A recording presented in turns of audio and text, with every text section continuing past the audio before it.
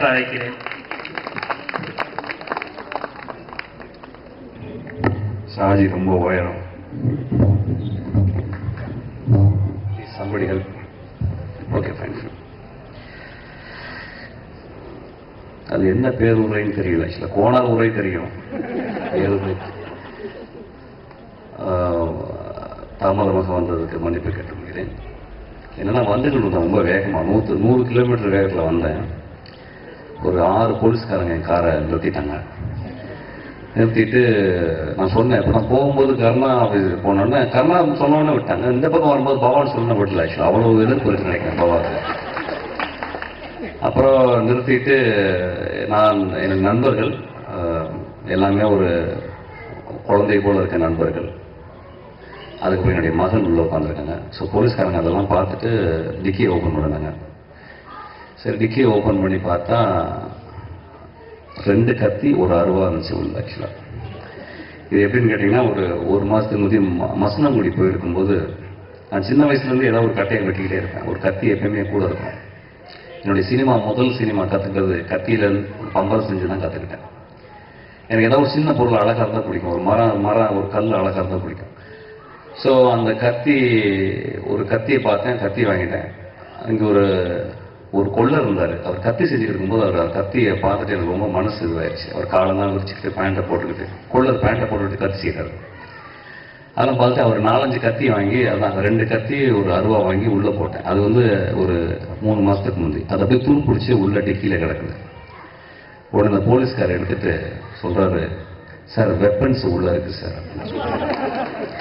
அவருடைய மொழிபெயர்ப்பை இன்னைக்கு தான் எனக்கு பார்த்தேன். என் நெஞ்சு வெடிச்சிருச்சுங்க. நான் ஒரு பம்பரமோ ஒரு சின்ன கட்டையோ எடுத்து செய்கிறதுக்காக ஒரு 4 மாதத்துக்கு முந்தி வாங்கின அந்த கத்தியை அவர் மொழிபெயர்க்கிறாரு, வெப்பன்ஸ் இருக்கு சார். என்னை யாராவது வெட்ட வந்தாங்கன்னா முதல்ல காலில் விழுந்துருவேன். ஆக்சுவலாக என்னால் எனக்கு தெரிஞ்சு இது வரைக்கும் ஒரு 25 வருஷம் இன்னொரு சக மனிதனை நான் கை ஓங்கியது கிடையாது. என் மகளை நான் அடித்தது கிடையாது. என் மனைவியை நான் தொட்டது கூட கிடையாது. பயங்கரமாக திட்டுவேன். ஏன்னா திட்டாம டைரக்டர் இருக்க முடியாது. ஒரு வார்த்தை அவர் மொழி அந்த வெப்பன்ஸ் சொன்ன நம்ப மாட்டேங்க, நெஞ்செல்லாம் பதவத்தை வச்சிருச்சு. ஒரு மொழியை ஒரு சாதாரண ஒரு கத்தி, ஒரு அருவாள், அதுதான் வாழ்வியல் ஆதாரம் நம்மளுடைய ஆதி மனிதனுக்கு. அது ஒரு மனிதர் மொழிபெயர்க்கிறார். அந்த வெப்பன் சொல்றார். வெப்பன் சொன்ன உடனே ஒரு 100 கொலைகள் செஞ்சது மாதிரி எனக்கு உடம்பெல்லாம் ஆடிடுச்சு. ஒரு மொழிபெயர்ப்பு எவ்வளவு கஷ்டம்னு பார்த்துங்க. ஒரு மொழிபெயர்ப்பு உங்களை கொலைகாரன் ஆக்கிறது.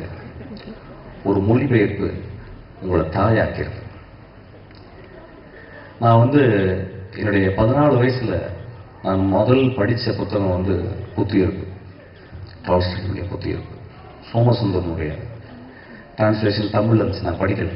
அதுக்கப்புறம் நான் இங்கிலீஷில் படித்தது கான்சல் கார்னட்னு நினைக்கிறேன். I think somebody else. என் வாழ்நாள் முழுவதும் எனக்கு அந்த டால்ஸ்டாயினுடைய அந்த புத்தகம் விளக்காவே இருந்துகிட்டே இருக்கு. அந்த மொழிபெயர்ப்பு செஞ்சவங்க யாருன்னு எனக்கு தெரியல. டாஸ்டாவ்ஸ்கியை ஃபுல்லாக கான்சல் கார்னட் பண்ணாங்க. பட் அந்த புத்துயிர்ப்பை யார் பண்ணாங்கன்னு எனக்கு இன்னும் தெரியாது. ஒரு மொழிபெயர்ப்பாளர் ஒரு மெழுகுபத்தியை போல இந்த உலகத்துக்கு வெளிச்சத்தை கொடுத்துட்டு ஊருக்கு சேர்த்து போயிடுறாங்க. ஒரு மொழிபெயர்ப்பாளர் இல்லைன்னு வச்சுக்கோங்களேன், இந்த இந்தியா இயங்கவே இயங்காது. இந்தியாவினுடைய இலக்கியம் பிரெஞ்சில் இருந்தும் ரஷ்யாவில் இருந்தும் மட்டும்தான் வந்துச்சு. சங்க இலக்கியம் இருக்கு, நம்மளுக்கு பெரிய மகாபாரதம் இதெல்லாம் இருக்கு. இதெல்லாம் ஒரு கிணத்துக்குள்ளே விழுந்து பாசி பிடிச்சி வேற மாதிரி ஆயிடுச்சு. இந்தியாவை சுத்தப்படுத்திய இலக்கியம் பிரெஞ்சு இலக்கியமும் முக்கால்வாசி ருஷ்ய இலக்கியம் தான். இந்த ருஷ்ய இலக்கியங்கள் உங்களுக்கு பெங்கால்லையும் அப்புறம் கேரளாலையும் தமிழ்நாட்டிலையும் டிரான்ஸ்லேட் பண்ணாட்டினா இன்னைக்கெல்லாம் இந்த நாடு உருப்படவே விட்டுருக்காது. இந்த நாடு ஒரு மோசமான நாடாகத்தான் இருக்கும். இதை எல்லாம் செஞ்சவங்க தன்னை எரிச்சுக்கிட்டே மெழுகுவத்தியா இருந்த பல மொழிபெயர்ப்பாளர்கள். அந்த வரிசையில் உங்க ஊர்ல ஒரு பெரிய ஒரு மெழுகுவத்தி உங்க ஊர்ல இருக்கு. அதுதான் சைலஜா. அவங்களுக்கு ஒரு கவசம். ஒரு மொழி பெயர்ப்பு அப்படின்றது எனக்கு எப்படி ஞாபகம் வருதுன்னா, எனக்கு தெரியும் யோசிச்சேன். ஓவியம்னு சொன்ன உடனே நான் என்ன வச்சுன்னா கிறிஸ்து வந்து கிராஸ் தூக்கிட்டு போவார். அந்த சிலுவையை தூக்கிட்டு போகும்போது அவர் ரொம்ப நேசிக்கிற சில மனிதர்கள் வந்து அந்த சிலுவையை தூக்க ட்ரை பண்ணுவாங்க. எனக்கு கொஞ்ச நாள் கூடுங்களே அப்படின்னா என்னை பொறுத்தில் அந்த சிலுவையை கிறிஸ்துட்டு இருந்து வாங்குறாங்க பார்த்தீங்களா, வாங்க எல்லாரும் முயற்சிக்கிறாங்க. அவங்க தான் மொழிபெயர்ப்பார்கள். ஒரு இலக்கியவாதி சிலுவையை சுமக்கிறான் இந்த சமூகத்திற்காக. அவனுடைய ஒவ்வொரு எழுத்தும் சிலுவை, ஒவ்வொரு எழுத்தும் அவன் கையில் ஆணி அடிக்கப்படுகிறது.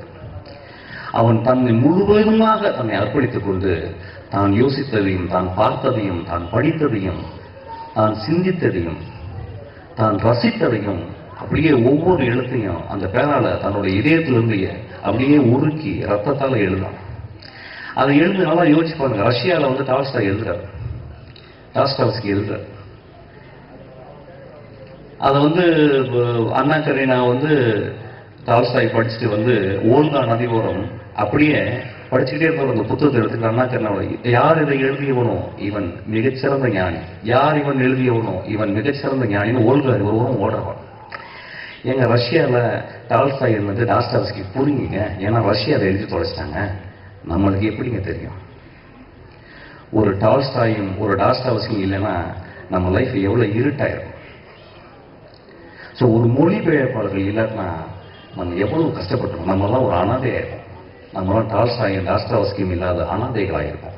ஒரு கிரெகரி ரபாசாவோ இல்லை ஒரு எடித் கிராஸ்மனோ இல்லாமல் போயிருந்தா நம்மளுடைய அந்த ஸ்பானிஷ் இலக்கியமே இல்லாமல். ஒரு காப்ரியல் கார்சியா மார்க்கோஸை படித்து முடிச்ச பிறகு என் வாழ்நாளில் அன்னைக்கு தான் முதல்ல சிரிச்சிருக்கேன்.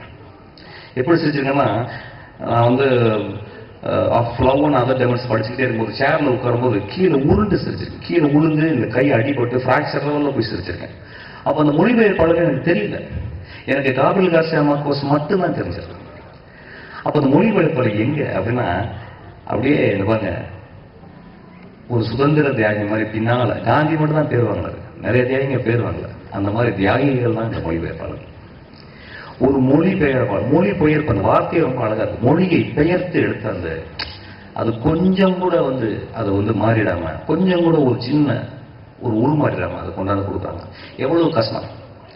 காலையில் ஒரு புத்தகம் படிச்சுக்கிட்டே இருக்கும்போது வந்து ராபர்ட் ஹாசன் சொல்லி ஒரு பெரிய போயிட், அவர் வந்து ஒரு சின்ன எஸ்ஸே எழுதியிருக்காரு. அந்த எஸ்ஸேல வந்து அவர் சொல்லியிருக்காரு, ஒரு முடிவுன்ற வார்த்தைக்கு எத்தனை வார்த்தை இருக்கு. டெத்துன்னு சொல்லலாம், இறப்புன்னு சொல்லலாம், அது கான்சுமேட்னு சொல்லலாம், ஃபுல்ஃபில்மெண்ட்னு சொல்லலாம், எண்டுன்னு சொல்லலாம். இப்படி ஒரு 100 வார்த்தை சொல்றாரு. இதுல ஒரு வார்த்தை மிஸ் ஆகி போனாலும் கூட அந்த எழுத்து அந்த முதல் அந்த ஆதியில் கடவுள் அந்த அர்த்தம் வந்து காணாமல் போயிடும், காயப்பட்டு போயிடும். ஸோ ஒரு மொழிபெயர்ப்பாளர் நான் யோசிக்கிறேன். நான் வந்து சைலஜாட்ட சொல்லியிருக்கேன், சைலஜா எப்போ நீங்கள் வந்து கதை எழுத போறீங்க, எப்போ நீங்கள் நாவல் எழுத போறீங்க கேட்டிருக்கேன். எனக்கு தெரியும் அவங்க எழுதுக்கு டைம் இருக்காது. எவ்வளோ ஒரு தாய் மாதிரி ஒரு இது. அவங்க இதை வந்து இந்த 20 வருஷம் அவங்க மொழிபெயர்த்ததுக்கு அவங்க ஒரு மொழியில் எழுதியிருந்தாங்கன்னா ஒருவேளை இங்கே தமிழ்நாட்டில் பெரிய பேர் கிடைச்சிருக்கும், ஒருவேளை பல அவார்டுகள் கிடைச்சிருக்கலாம். இதை வேற ஒன்றும். அப்போ நான் யோசிக்கிறேன், ஏன் மொழிபெயர்க்கிறாங்க, ஏன் மொழிபெயர்க்கணும்? முதலாவது இடம்பெயர்ந்து வந்தவர்கள் வேற ஒரு நாட்டில் இருந்து வேற ஒரு நாடு பாருங்க. எங்களெல்லாம் பாண்டின்னு தான் சொல்லுவாங்க. ஆக்சுவலாக கேரளாவில் ஒரு 6 செஞ்சுரிக்கு முன்னால் நம்ம ஒன்றா இருந்தோம். அப்புறம் வழக்கம் போல் ஆம்பளைங்க போட்ட சண்டையில் எல்லாம் பிரிஞ்சு போயிட்டோம். எல்லாம் பிரிஞ்சு கொஞ்சம் கொஞ்சம் பக்கத்தில் சேர நாட்டுக்கு போனோம். அந்த பக்கத்தில் இதனால வேற ஒன்று ஒரு 500 வருஷம் எல்லாம் கருப்பு தான், எல்லாம் பாபா கலர் தான் இருந்தால் எல்லாரும். அப்புறம் அப்படி பிரிஞ்சு போனோன்னா அப்படியே போனோன்னா ஒரு பேர் ஒன்று கொடுத்துட்டாங்க, சேரன். அந்த பக்கம் ஒன்று கொடுத்துட்டாங்க. இது எல்லாம் ஒன்று தான். ஸோ என்னுடைய நாட்டிலிருந்து தான் அந்த அம்மா வந்திருக்காங்க. என்னுடைய திராவிட நாட்டிலிருந்து அந்த அம்மா வந்தாங்க. வந்து இன்னொரு அழகான ஒரு மனிதர், உலகத்தில் அழகான மனிதர் எனக்கு தெரிஞ்ச பாபா தான் நினைக்கிறேன். அவரை பார்த்து இங்க பாருங்க, ஒரு மொழிபெயர்ப்பாளர் என்ன நடக்குது பாருங்க. வாட் இஸ் த பிகினிங், என்ன நடக்குது? ஸோ ஒரு லேண்டில் ஒரு முக்கியமான ஒரு வாசகியா இருந்துட்டு அதை படிச்சிருக்காங்க. படிச்சுட்டு இன்னொரு இலக்கியவாதியை பார்க்குறாங்க, ஒரு இலக்கியம் சம்பந்தமான ஒரு மனிதரை, இலக்கிய நாட்டம் கொண்ட மனிதரை பார்க்குறாங்க, காதல் வயப்படுறாங்க. இங்கே மொழி மாற்றம் நடக்குது, உருமாற்றம் நடக்குது. இங்கே பல கதவு, பல பல பல சிக்கல்கள், பல பல சாதனைகள் நிகழ்த்தப்படுது. இங்கே பல லா உடைக்கப்படுது, பல நீதிகள் உடைக்கப்படுது. தன் இதயத்தை பரிமாறாங்க. ஏன் காரணம்னா, உனக்கும் இலக்கியம் பிடிக்குமா, எனக்கு இலக்கியம் பிடிக்கும். பாருங்க, வெறும் இலக்கியம் தாங்க அந்த காலத்துல, வேற ஒரு காரணம் இல்லை. நிச்சயமா அந்த காலத்துல எவ்வளவு அழகா இருந்தாலும் தெரியல ஆக்சுவலா. இப்போ இலக்கியத்தை பார்த்து காதலிச்சிட்டாங்க. அப்புறம் ஒரு 6 அடி 7 அடி சத்தமா பேசியிருப்பாரு போல. பெண்களுக்கு சத்தமா பேசினாலே பிடிக்கும். ஸோ இலக்கியம் தான் இங்க முக்கியமானது. ஸோ இலக்கியத்தை பார்த்து காதலித்து கல்யாணம் பண்ணிட்டு அதுக்கப்புறம் சும்மா இல்லை, 2 குழந்தைகள் பிறகு ஒரு குழந்தைய பிரிக்கிறாங்க. சோகத்தின் உச்சம். நான் முதல்ல அவங்க குடும்பத்தை பார்க்கும்போது சோகத்தின் உச்சத்தை தான் நான் பார்த்தேன். அதுக்கப்புறம் அந்த குடும்பம் என்ன பண்ணா, உடனே அதுக்குள்ள வம்சின்னு ஒன்று ஆரம்பிச்சிருக்காங்க. எனக்கு தெரியும் சார், நான் சினிமா பண்ணியிருக்கேன், 71 தொழில் பண்ணியிருக்கேன். உலகத்திலே சாப்பாடு போடாத ஒரே தொழில் புத்தகம் வைக்கிறது தான் சார். சாப்பாடு கிடைக்காது சார். நீங்க புத்தகம் பார்த்தீங்கன்னா சாப்பாடு கிடைக்காது. எனக்கு நான் புத்தகம் வச்சிருக்கேன். ஏன் புத்தகம் போனோம்? இந்த ஊர்ல எனக்கு புதுசா இருக்கு. இந்த ஊரை பார்க்க எனக்கு பொறாமையா இருக்கு, கோபமா வருது. என்ன மனுஷங்க எல்லாம் புத்தகம் படிக்கிறாங்க. திருவண்ணாமலை எல்லாருமே தத்துவம் பேசுறாங்க. எனக்கு உரிமை புரியல, எப்படின்னு தெரியல. ஒரு 2 வயசுல இருந்தா கூட அந்த மொழியின் ஆளுமையை பார்த்தால், ஆனா பாவி என்ன அப்படி பேசுற கேட்ட பாபா வீட்டு வழியா ஒரு ஓரமா போயிருக்கான், உள்ள கடிச்சிருக்காங்க மூளையில பின்னாடி. உடனே மொழி ஆளுமையை பத்தி பேச ஆரம்பிச்சான். இந்த ஊரை பார்க்க எனக்கு பெரிய ஆச்சரியம். So I find it so alienated place, so beautiful a place. How it is possible? It is a miracle is happening here. அப்ப அவ்வளவு சோகத்துக்குமே அந்த பெண் ஏதோ பண்ணு புத்தகம் எல்லாம் விற்கிறாங்க. புத்தகம் நான் ஒரு வருஷத்துக்கு முடியாங்க 2 பேரும் ஃபோன் பண்ணி அழுகுறாங்க. நான் சொல்றது வெக்கமே படல, அழுகுறாங்க. என் கடையை எடுத்துட்டு என் வீட்டில் வச்சுட்டேன் மிஷ்கின்.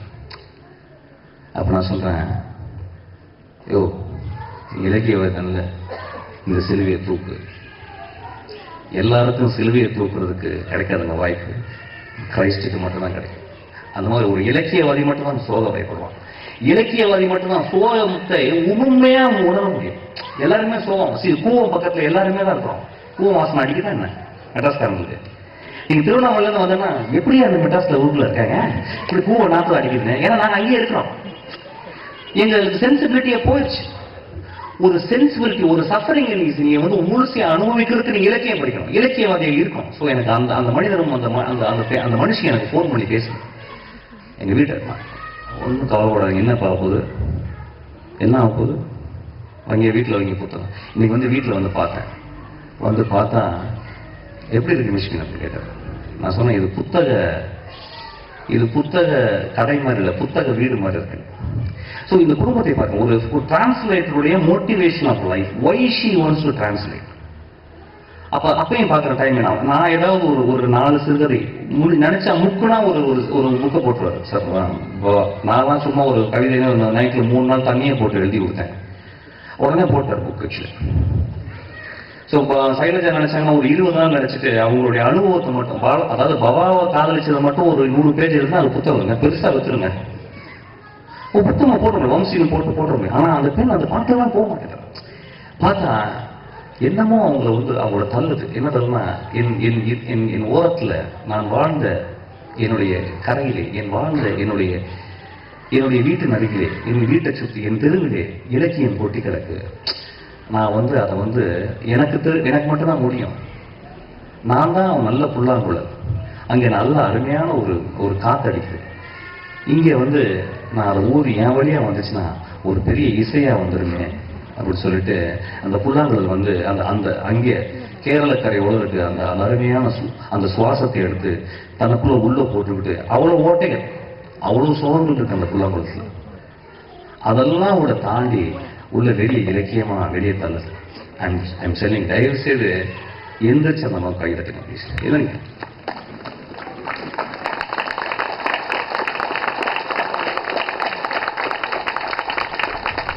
ஒரு அரசியல்வாதியாக ஈஸி, நிறைய ஈஸியா பணம் சம்பாதிக்கிறது ஈஸி. ஒரு இலக்கியவாதி ஆகவே முடியாது, ஒரு இலக்கியவாதி ஆகவே முடியாது. இந்த குடும்பம் இலக்கியத்துக்காகவே வாழ்ந்து கொண்டிருக்கிறது. எனக்கு அவ்வளோ வேலை இருந்துச்சு, ஒரு மைல் வேலையும் எனக்கு தேவையில்லை. நீங்க பாபா கூப்பிட்டாருன்னா வந்துடும். ஆக்சுவலாக சொன்னேன், பாபா நான் வரல, அந்த அம்மா ஃபோன் பண்ணிட்டாங்க, நீங்க கொடுங்க மிஷ்கின் தான் கொடுங்க, மிஷ்கின் வரணும். சரி அம்மா, என்ன பண்ண முடியும். ஸோ ஒரு தாயாக, ஒரு சகோதரியாக அவங்க விருது பெற்றாங்க. இதெல்லாம் என்னங்க விருது, இது 1000 விருது விட போறாங்க, இதை விட விருது எத்தனை பேர் இருக்கீங்க, ஒரு கைத்தட்டுங்களேன், அதெல்லாம் போயிடும். சொல்ல என்ன விருதுங்க, இதெல்லாம் விருது. ஒரு மிகச்சிறந்த ஒரு செயலை செய்து கொண்டிருக்கணும். இந்த செயலு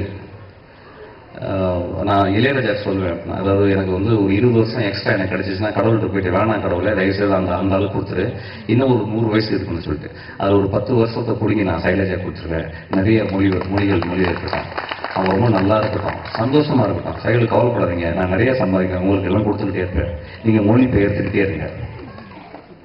thank you so much. I am so happy to be here. Thank you.